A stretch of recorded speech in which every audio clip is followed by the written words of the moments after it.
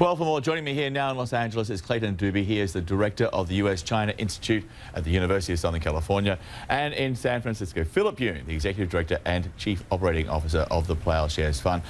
Philip, was this summit essentially doomed to fail from the very beginning because there was actually no agreement on what the objectives or what they were even negotiating here? And so at the end of the day, this decision to scrap the summit was actually the right decision. Well, I think the jury is still out. Again, I've always said with North Korea, never too high, never too low. I think what I want to do is look at what was the real reason for why they scrapped this summit and why Donald Trump did what he said he sent the letter.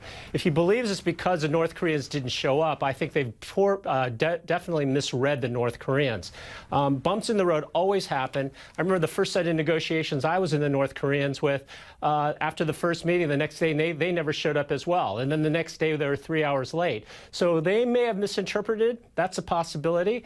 If the real reason isn't that, it's either that this is gamesmanship, which is entirely possible. Donald Trump is known for that. Or, as you say, they're really kind of spooked that the substance wasn't really there, that the North Koreans and the United States don't really have a meeting of the minds. North Korea wants to give up its nuclear weapons much later in time, the United States at the very beginning, and that gap was never going to be bridged. And so this is why they decided they couldn't do this. So it just really depends what's really behind the thinking of the administration right now. Because there's a report that the author of The Art of the Deal basically said that Donald Trump does not like to be humiliated. He was worried that they would not show up at the summit or they would withdraw from the summit without any kind of agreement, and he didn't want to be embarrassed. No, I think that's absolutely right. That's one thing that they have to really be worried about. But I also think that this meeting should happen because the only way we're going to find out what North Korea really wants, and that begins with Kim Jong-un, is to have a conversation. So whether that happens with Donald Trump right away in the next couple of weeks or a little bit later, it really doesn't matter. It's just as long as it happens. And I've got a feeling that there's a lot of incentive for both of these folks to have this kind of meeting. So we'll just have to see what happens. Clayton, North Korea's tone and rhetoric had taken a much sharper tone in recent weeks. The U.S. president believes that is a direct result of China's influence on Kim Jong-un. This is what he said. We have a wonderful dialogue. We have a wonderful, there's been a very good working relationship. It started with the hostages coming back home. The hostages came home. We didn't have to pay. We wouldn't have paid. But they came back home. They're now safely ensconced in their houses. And they're very happy and thrilled, and they never thought it was going to happen. So the dialogue was good until recently, and I think I understand why that happened. Is that how you see it? Not necessarily. I think that there's no question that the contact between the North Korean leadership and China's leadership has had an impact. There's no question about that. And Xi Jinping sent very strong signals, first of all, to get Kim Jong-un to go to Beijing and then later to go back to Dalian, that sort of thing. But in addition, one of the things that's not mentioned, of course, is the North Koreans have always resented these military exercises, and Xi Jinping resents these military exercises and said, this is something that you can hammer at. Do you think that maybe now that Xi Jinping has kind of re-exerted his influence over the North Koreans and the whole situation, if you like, that we could be now heading towards maybe four-party talks, Beijing, Washington, Seoul, and Pyongyang, which maybe is a better format anyway? No, I do expect that. Yeah. There's not much question that nothing would ultimately be worked out without Seoul and without Beijing, that it couldn't just be between Pyongyang and Washington. There is also the suggestion that Xi was, using his influence over North Korea as maybe to gain leverage on other issues with U.S. trade talks, for instance. Do you see that as possible? Because nothing ever happens in isolation. That's right. And the relationship is got multiple dimensions, and it's always moving. And there's no question that the troubled trade relationship is part of this. There's little doubt about that. In addition, you've got China making moves in the South China Sea, the United States responding to those moves. There's a lot of things going on. Philip, to you, putting the president's allegations to one side, is there an unintended consequence here that the collapse of the summit will simply push Kim Jong-un much closer now to Beijing? Well, I think that's a possibility, but I think, in certain ways, Kim Jong-un seems to me, in certain ways, in the driver's seat to some regard, because I think that what his grandfather and his father have done very well, just North Korea in general, is to play the big powers off of each other. So clearly this is what has been happening over the last 6 months. If you recall, China did not really want to meet with Kim Jong-un whatsoever. And then Donald Trump said, I'll meet with you. And then suddenly China invited Kim Jong-un over, and then they had subsequent meetings in Dailan and others. So I think what's going on here is a game, in a sense, where Kim Jong-un is trying to decide, who's going to offer more. So I think we'll have to see what comes out of all this. It's a very complicated game, as has been said before. Yeah, well, we had this attitude coming from the White House that everything's okay here. There are no consequences from describing this summit. We'll just go back to business as usual. Again, here's the president. If and when Kim Jong-un chooses to engage in constructive dialogue and actions, I am waiting. In the meantime, our very strong sanctions, by far the strongest sanctions ever imposed, and maximum pressure campaign will continue, as it has been continuing. Can that maximum pressure strategy continue on without Beijing? Because there's some suggestion now that the sanctions are being eased and that this whole strategy is dead. It all turns on Beijing. Beijing is the source of exports to North Korea. It's the only place that buys North Korean products. It is key in this. And so they have always been a crucial player. And Donald Trump understood this. And that's why beginning last year in April, he was very conciliatory towards the Chinese. But there's no going back to business as usual now. No. Okay. The president announced he was scrapping the summit just hours after the North Koreans set off a series of explosives at their nuclear testing site. It was meant to be a public display of North Korean goodwill.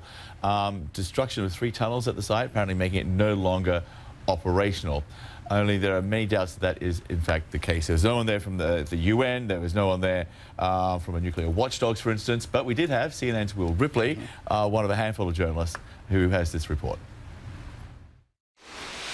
We were on the way back from the nuclear test site at Punggye-ri here to Wonsan when the news broke overnight that President Trump has canceled the upcoming summit in Singapore. It was incredibly awkward and uncomfortable to be on the train with North Koreans after just witnessing the destruction of their nuclear test site at Punggye-ri, something that they had hoped would lead to substantial progress in relations between the U.S. and North Korea. And instead, the situation went downhill. 2, 1.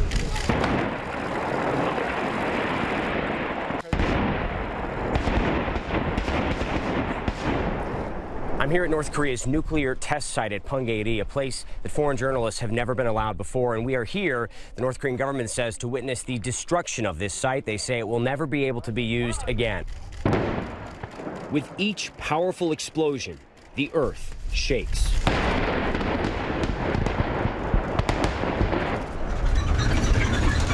We travel around 15 hours to get here. First by bus through the coastal city of Wonsan. Compartment 7, here we are. Then some 12 hours by train. This is one of those moments where you blink and realize I'm having dinner on a train going through North Korea. A luxury ride by North Korean standards. They just came through and they closed all the blinds and told us that for the entire train ride, we can't film anything out the windows. We pull into Punggye-ri station, then begin the nearly 2-hour drive to the test site. Once again, no filming along the way. We passed through a number of what looked like small farming villages. There was no sign of life, completely empty except for the handful of soldiers at the guard posts along the way. We get a briefing from the deputy director of North Korea's Nuclear Weapons Institute. He won't tell us his name. Then we're allowed to inspect the tunnels. North Korea says they could have easily conducted more nuclear tests here. They say 2 tunnels have never been used. So they say by rigging it with explosives and blowing it up, that's a meaningful step towards denuclearization. No nuclear weapons experts in our small group, only journalists. It's actually quite beautiful here. The North Koreans say that the ecosystem hasn't been damaged by all of these nuclear tests for more than a decade. They say no radiation has seeped out. Journalists aren't allowed to carry radiation detectors ourselves. They were taken away at the airport, so we have to take their word for it. The dismantling of the nuclear test ground, conducted with high level of transparency, has clearly attested once again to the proactive and peace-loving efforts of the government of the DPRK. You really do get the sense that you're witnessing history here, which is why we're documenting every single building on this site, because by the end of the day, it'll all be gone. We hike to an observation post built just for us and watch Pongeri go up in smoke. The official statement from North Korea's Ministry of Foreign Affairs indicates that Pyongyang is still interested in a dialogue with Washington. They say they are ready to talk with President Trump at any time. They say dialogue between the two countries is crucial to improve the situation on the peninsula. And they say that the nuclear test site destruction was, in their words, a meaningful, transparent step towards denuclearization, a sign of goodwill ahead of any potential talks with the United States. Will Ripley, CNN, Wonsan, North Korea. Philip, the North Koreans, they like a show. They blew up the cooling tower at the Yonbyon plant in 2008. Right. They dismantled the reactor. But they put everything back together when relations went bad. So how much stock do you put into this, destruction, if you like, of the nuclear testing site? Well, I think it's a meaningful step, quite clearly. I think there were some false reports that said that the facility was not usable anyway, but that's not true. There's always settling in a large explosion, and as was said earlier, there were tunnels there that were not used. So that destruction, that is not going to be used for tests again. However, we have to realize that North Korea has many, many tunnels. It's a country of tunnels, and I think that if they needed to and wanted to, they could certainly reconstruct another test site if they needed to. Ultimately, all of this stuff is going to come down to North Korea genuinely saying that they're going to give these up, because all the technology, all the know-how is in their minds. They know how to do this, and they have the raw resources, at least at the test site, to be able to reconstruct it. So it's a meaningful step, but it's not permanent. Okay, 30 seconds, Clayton, because regardless of whether it's meaningful or not, it gives Beijing something to point to, at least when it comes to easing sanctions. Look, they blew up the testing site. Well, and Beijing has said to the United States over and over, you have to talk to Pyongyang. Yeah. And that's now not on the table. Okay. Clayton and Philip, we appreciate you both being with us. Thank you so much.